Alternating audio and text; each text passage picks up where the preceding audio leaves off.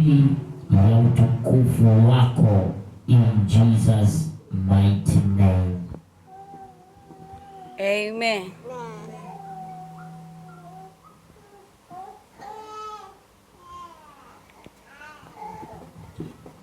Katika jina la Yesu tunaomba na kuamini.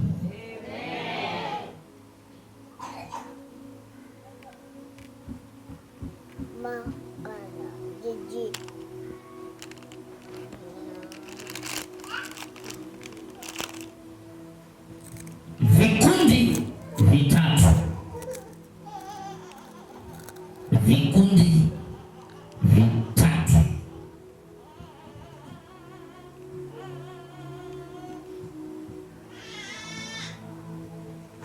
yeah. Vikundi ni vitatu. Mfalme, alafu kuna kikundi cha watu wengine watatu kinaitwa Shadraka, Meshaki na Abednego, alafu kuna wale walishikilia side ya mfalme.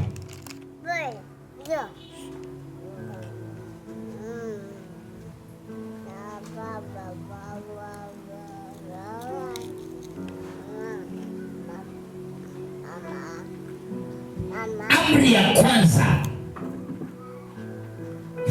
anybody ambaye ako kwenye hii ofisi ila Mungu wa mfalme.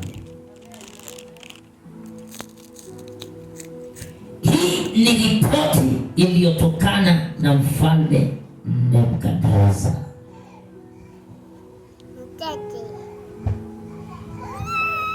Wakakataa kufanya vitu ili kuwabembeleza watu na ili waonekane wao ni wa maana. Wakakataa tamaduni za mfalme, wakakataa kushuka chini kupigia magoti mfalme. Nayo Bible inaniambia kwamba mfalme akapewa ripoti, akaambiwa kuna watu ambao wamekataa, kuna watu wamekataa mambo yako, kuna watu wamesema wataenda njia yako. Kama kuna mtu wako hapa ambaye alikataa tamaduni za kwao, yani kwenda kwa waganga, yani akakataa tabia za kikwao, akakataa uganga na uchawi wa kikwao, na watu wakasema tutaona. Hawa walipelekewa ripoti, wakapelekewa ripoti mfalme. Mfalme akaambiwa ya kwamba kuna watu watatu wamekataa, hao wengine wote wamekubali, lakini kuna watatu wamekataa. Akasema nileteni hao watatu. Hao watatu wakaletwa, ni Shadraka, Meshaki na Abednego. Bible inasema wakawa na ujasiri. Ninaombea mtu aliye hapa leo ya kwamba atapata ujasiri, na kuombea upate ujasiri ya kwamba utafanya vitu ili ndugu zako wakupende. Hautafanya vitu ili baba akupende ama mama, lakini utafanya vitu vinavyompendeza Mungu.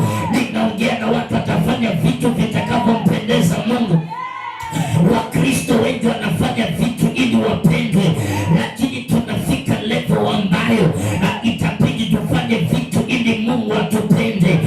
Danieli ambaye alikuwa na rafiki zake walibatizwa majina Shadraka, Meshaki na Abednego, wakakataa, wakapelekwa kwa mfalme, wakasema tumekataa.